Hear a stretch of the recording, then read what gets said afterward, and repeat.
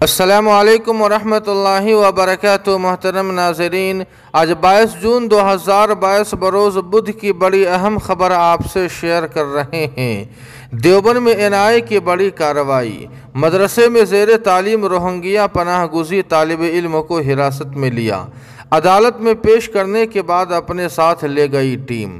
جی ہاں ناظرین کرام، آپ کو بتلا دیں کہ این آئی کی ٹیم دیوبند کے کسی مدرسے میں پڑھ رہے روہنگیا پناہ گزین طالب علم کو حراست میں لے کر اپنے ساتھ لے گئی ہے۔ تاہم مقامی حکام اس بارے میں کوئی بھی معلومات نہیں دے رہے ہیں کہ آخر طالب علم کو کیوں حراست میں لیا گیا ہے۔ آپ کو بتلا دیں کہ آج ہی کے دن این آئی کی ٹیم نے ایک مدرسے پر چھاپا مارتے ہوئے کہ روہنگیا طالب علم کو حراست میں لے لیا ہے، جو کہ عربی ششم میں پڑھ رہا تھا اور طالب علم کا نام مجیب اللہ ولد حبیب اللہ بتایا جا رہا ہے۔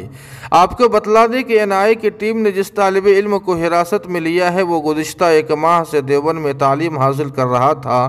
جانکاری کے مطابق طالب علم کے پاس اقوام متحدہ کے ہائی کمشنر برائے مہاجرین کے دفتر سے جاری کردہ ایک ویلڈ کارڈ بھی موجود ہے۔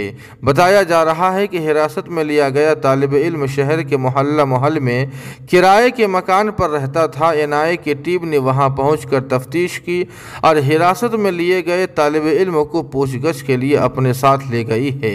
مقامی حکام اس حوالے سے کوئی بھی معلومات دینے کو تیار نہیں ہے۔